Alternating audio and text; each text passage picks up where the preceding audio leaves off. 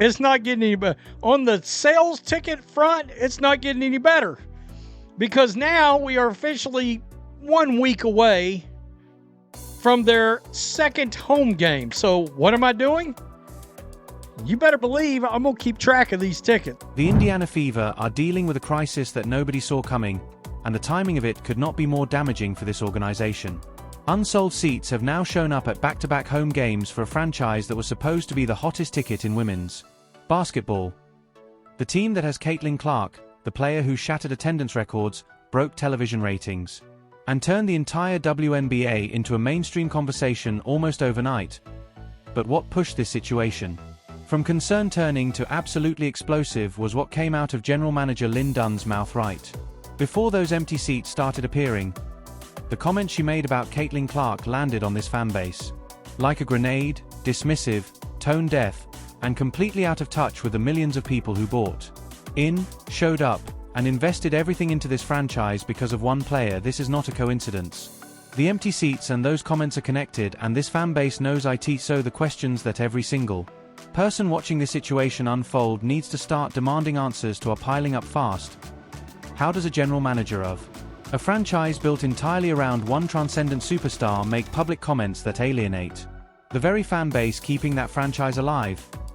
How do you watch sellout crowds and record-breaking interest get generated by one player and then step to a microphone and say something that makes millions of those fans feel completely disrespected? And why does it feel like the people inside that front office have no real understanding of how fragile fan trust actually is? Because here's the brutal reality. Fans do not owe this organization their loyalty. They chose to give it. They chose to invest emotionally and financially into this team, specifically because of Caitlin Clark. Here is exactly what we are going to break down for you today.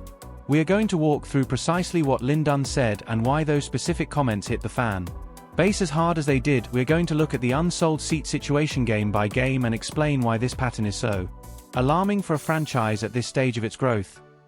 And we are going to show you why this moment is bigger than just one bad press conference, because it connects directly to a larger pattern of decision-making inside this organization that fans have been raising red flags about for a long time now. This front office has a serious problem on its hands, and the clock is already ticking.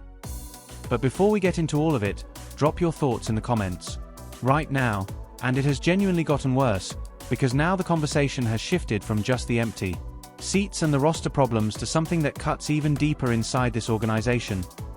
The people making decisions, specifically the coaching staff, and how the rest of the league's decision makers actually view Stephanie White as a head coach. Because what is coming out now paints a picture that Fever fans are not going to enjoy looking at. The word circulating is not just skepticism, it is something closer to outright dismissal.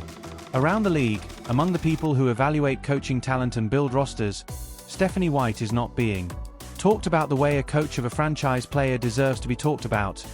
And when that kind of reputation exists behind closed doors, it affects everything. It affects free agent decisions, it affects the opponent's game plan, and it affects whether players around the league actually want to come to Indiana and play for this coaching staff in the first place. Much worse. It has gotten much worse for the Indiana Fever. And we're going to take a look at the fact that, well, these WNBA GMs, they don't care for them too much for some Stephanie White, at least when it comes to coaching. I'm sure they love her lifestyle, but her coaching, nah, forget about it. Disrespect. So the questions that have to be forming in every Fever fan's mind right now are the ones nobody inside that organization seems willing to address out loud. If the people running other franchises and making personnel decisions across this league do not respect the coaching situation in Indiana, what does that mean for this team's ability to attract real talent going forward? How do you recruit a difference-making free agent to a situation where the coaching staff does not carry weight or credibility with the rest of the league? And perhaps the most uncomfortable question of all, if this is how Stephanie White is being perceived by her own peers, by the very people who understand this game at the highest level, what does that tell us about the ceiling of this current Indiana Fever roster? Because a head coach's reputation is not just an internal matter, it shapes the entire franchise from the outside in, and right now that shape does not look good for Indiana. The reality is that coaching credibility In professional basketball is currency. IT is what gets players to sign. IT is what gets veterans to buy. IT is what gets a front office to trust the vision being executed on the floor every single night. And when that credibility is questioned, not by fans on social media, but by the actual decision makers operating inside this league, the consequences are real and they compound over time. What this means for the Fever, specifically, is that every off-season conversation, every free agency pitch, every trade discussion happens in the shadow of that perception. Players talk, agents talk, and if the consensus building around Indiana's coaching staff is one of disrespect and doubt, then the task of building a roster worthy of Caitlin Clark becomes significantly harder than it should ever have to be. The front office cannot keep ignoring this, because right now the problems are not just on the floor, they are embedded in how this entire organization is being seen from the outside looking in, and the ticket situation is not stabilizing, it is moving in the wrong direction. And the window to fix it is shrinking by the day, with the Fever's second home game now sitting right around the corner. The unsold seat problem that everyone hoped was a one-time anomaly is showing zero signs of turning around, which means somebody has to actually watch this. Somebody has to track what is happening real time and hold the receipts, so that when this organization tries to spin the narrative or downplay the damage, the numbers are right there to tell the truth. Because that is what this has come down to: raw data, available seats, tickets sitting on platforms with no buyers attached to them for a franchise that was supposedly the most exciting thing happening in women's sports. The fact that this has to be monitored this closely this early in the season for this particular team tells you everything you need to know about how badly things have deteriorated between this organization and its own fan base. That it's not getting any better on the sales ticket front, it's not getting any better. Because now we are officially 1 week away from their second home game. So what am I doing?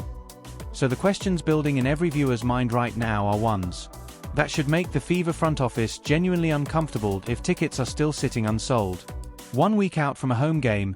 At what point does this organization publicly acknowledge that there is a real problem here? How long can they look at softening demand for a Caitlin Clark home game and pretend that everything is fine and on track? And perhaps most pointedly, who exactly is responsible for monitoring this situation internally? And what are they actually doing about it? Because if an outside observer can track these numbers game by game and see a clear downward pattern forming, the people being paid to protect this franchise's revenue and reputation absolutely have access to the same information. The question is not whether they see it. The question is whether they care enough to respond to it with any real urgency before the damage becomes impossible to reverse. The truth is that ticket tracking is not just a fan exercise at this point. It has become a form of accountability journalism aimed directly at an organization that has repeatedly failed to hold itself accountable from the inside. Every unsold seat that gets documented is evidence. Evidence that the goodwill this franchise built on the back of Caitlin Clark's arrival is being burned through at a rate that should alarm every single person with a financial stake in the Indiana Fever. Organizations that ignore early warning signs on attendance do not suddenly reverse course on their own. They need external pressure. They need the numbers to be visible, public, and impossible to dismiss. And right now that pressure is being applied one ticket check at a time. The fan base that made this franchise relevant is sending a message through the one language every front office understands without any translation needed. And if those seats keep sitting empty as that second home game approaches, that message is going to get significantly louder. The Indiana Fever are standing at a crossroads right now, and every decision made in the next few weeks will either stabilize this franchise or accelerate the collapse of everything Caitlin Clark built for them. The fan base is not overreacting. They are responding rationally to an organization that has consistently undervalued the very thing keeping the lights on. Empty seats do not lie.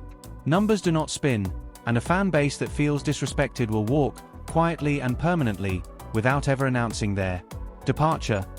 Make sure to hit that subscribe button right now because we are tracking this story every single step of the way.